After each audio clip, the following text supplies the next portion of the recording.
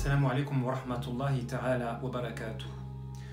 Donc on va continuer notre lancée sur cette discipline qui est la jurisprudence des relations en abordant un thème particulier, à savoir la notion d'honneur et de déshonneur à travers une relation toxique avec un pervers narcissique. Donc d'emblée, je lis la question, Inch'Allah. Assalamu alaikum. En fait, il y a un pervers narcissique, un vrai de vrai, qui ne veut pas me lâcher. Il met des photos de moi sur le net. Chaque jour, il me menace. Je ne sais plus quoi faire. Je suis même parti voir la police, mais ça change rien. C'est un très bon manipulateur. Tout le monde le croit, lui et pas moi. On me voit comme une méchante alors que c'est tout le contraire. En réalité, je l'ai quitté il y a 4 mois et notre relation a duré 3 ans. Depuis, il ne me lâche pas. Il fait des faux comptes à mon nom. En plein Ramadan, il continue. Il poste des photos de moi. Il dit il veut me déshonorer auprès de ma famille, me détruire. J'ai coupé les liens avec lui, mais il ne veut pas comprendre. Il continue et continue. Il envoie même des photos intimes à mes frères pour faire du scandale, un scandale. Et moi, j'ai pas envie de mettre ma famille dans ces problèmes. C'est un vrai manipulateur. Aujourd'hui, il vient de m'appeler 11 fois. Il m'insulte, me rabaisse. Je ne sais plus quoi faire. En réalité, c'est de ma faute. Je lui ai fait confiance. Il veut me déshonorer. Il veut m'afficher comme ça, je ne me marie plus jamais. Que dois-je faire? Dois-je déménager? En plus, il vit pas très loin de moi. Comme vous l'avez noté, c'est le récit donc d'une sœur qui était en relation. Donc je ne sais pas, il n'est pas précisé dans le mail si c'était une relation extra-conjugale ou un mariage. Quoi qu'il en soit, on va axer sur la notion d'honneur et de déshonneur.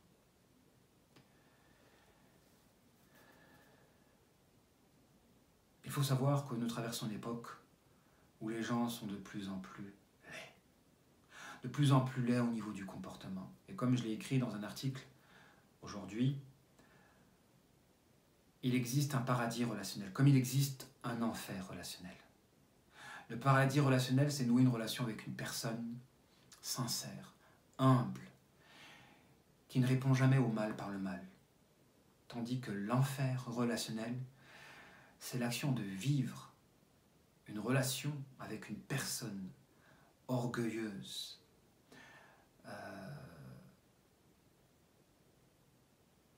qui s'estime vaniteusement et qui aura des tendances à se venger, à avoir des réflexes maléfiques. Vous savez, c'est quoi un réflexe maléfique?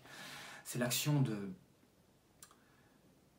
riposter automatiquement par un acte méchant quand vous êtes blessé dans votre amour-propre. Et malheureusement, de nos jours, vous avez des gens qui, dès qu'ils sont blessés dans leur amour-propre, se vengent automatiquement. Alors que très souvent, il peut avoir des blessures de l'amour-propre qui sont légitimes.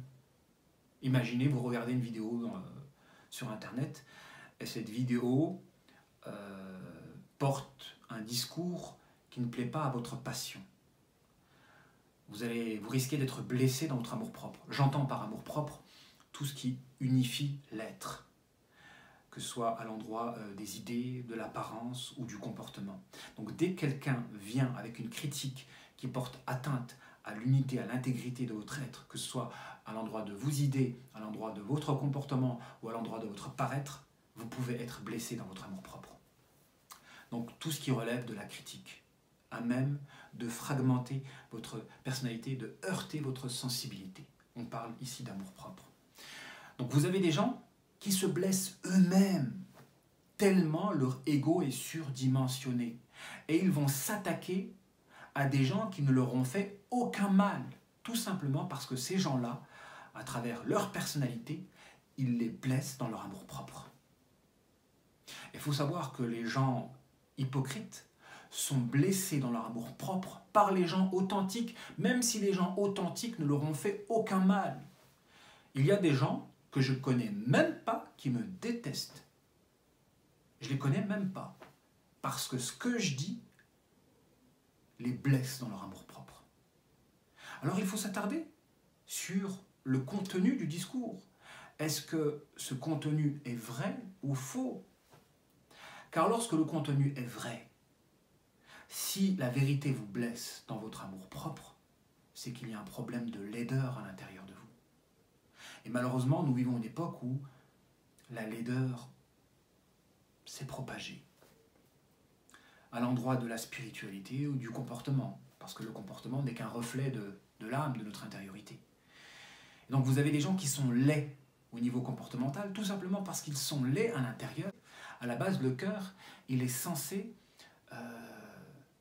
contenir la connaissance d'Allah subhanahu wa ta'ala, contenir le rappel d'Allah subhanahu wa ta'ala, contenir notre Seigneur. Malheureusement, c'est notre ego qui s'est accaparé l'espace de notre cœur, au point où on s'est égocentralisé. Ça veut dire quoi, s'égocentraliser? C'est-à-dire prendre notre ego comme un référentiel dans la détermination du bien et de la vérité. Tout ce qui va dans le sens de notre passion, on va considérer la chose comme bien et vrai. Et tout ce qui s'oppose à nos passions, on va considérer la chose comme mal et fausse. Subhanallah. C'est ceci, prendre sa passion comme une divinité. Alors quand vous avez l'ego qui s'est accaparé l'espace de notre cœur parce qu'on a divinisé nos passions, et quand vous avez un démon qui est collé à notre âme, alors dès qu'on va être blessé dans notre amour-propre, on va riposter par une vengeance gratuite. C'est quoi la vengeance gratuite? C'est l'action de se décharger injustement sur vous par un mal illégitime. Et le déshonneur est l'une des armes que Shaitan utilise justement pour pouvoir mener à cette fin,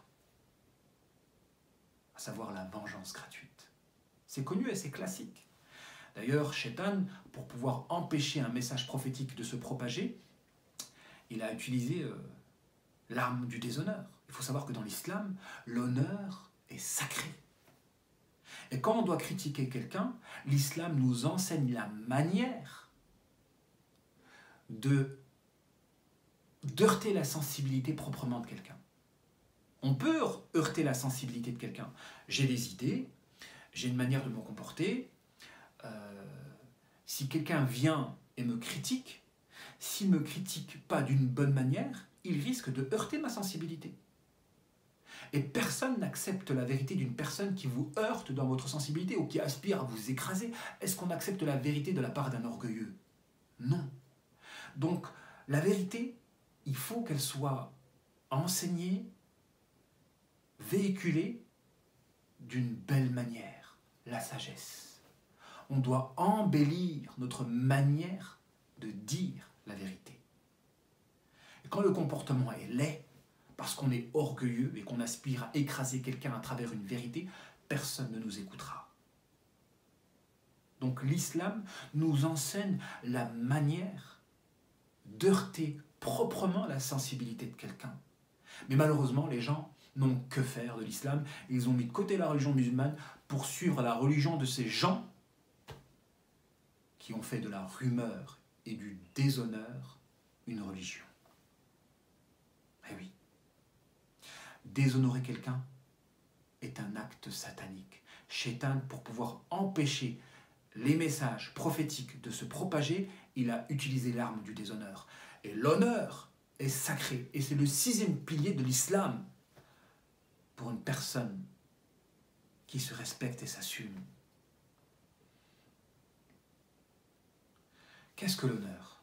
L'honneur, c'est le lien qui relie les individus les uns vis-à-vis des autres, par des attitudes dignes et nobles, à même d'assurer le respect et la considération. Du coup, quand on déshonore quelqu'un, on aspire, par cet acte-là, à ce que le respect et la considération vis-à-vis de cette dernière soient amputés. Donc forcément, quand c'est une personne utile et bénéfique à la communauté, par le déshonneur, on peut justement pousser les gens à s'écarter du message. Malheureusement, la majorité des gens associent le message à l'image. Donc toucher à l'image peut pousser les gens à s'écarter du message. Mais le plus important, c'est de savoir notre référentiel à nous. Parce que vous pouvez avoir une image négative de quelqu'un parce que ce quelqu'un est bénéfique pour vous, parce que vous êtes endiablé, enténébré par un démon. S'il y a un démon en vous, forcément, il ne va pas apprécier le discours à même de l'extraire de vous. Donc, ne prenez pas votre ego comme un référentiel quand celui-ci est laid. Essayez d'apprécier une personne à travers le critère du kitab et de la sunna. Quand vous voyez une personne avoir un propos authentique, pourquoi son image est-elle répugnante à vos yeux? Posez-vous la question. Peut-être que Shaitan a travaillé à ce que cette image-là soit salie dans votre conscience pour que justement vous ne vous imprégniez pas de son message. Les ruses du diable sont classiques.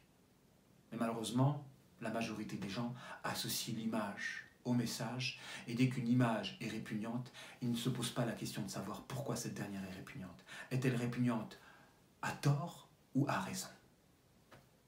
Parce qu'il y a des gens qui peuvent être répugnants des conséquences de leur amour-propre, de leur égocentrisme, de leur vanité. Vous avez des gens, ils ont tellement une belle image de eux-mêmes qu'ils sont répugnants. Ils n'ont même pas besoin d'agir mal, ça se sent qu'ils sont répugnants.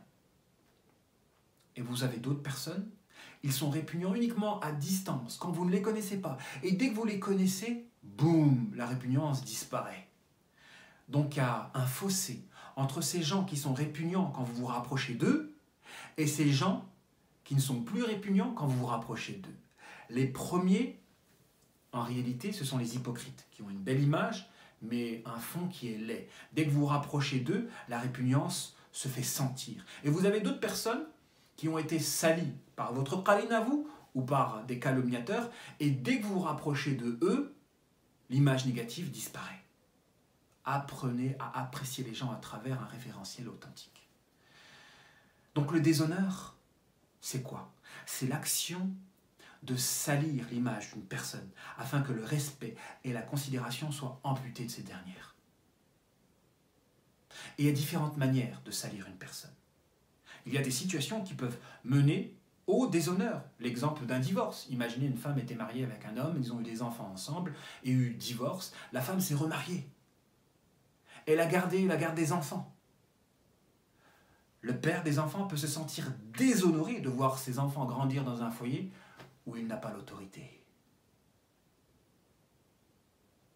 Ça s'appelle un déshonneur circonstanciel. Vous avez un déshonneur par l'humiliation. Quand, à titre illustratif, une femme, elle rabaisse son époux devant sa propre famille. Vous avez le déshonneur par l'invention, quand on calomnie une personne. Et attention, la calomnie, elle est de différentes sortes. On peut mentir en disant des vérités.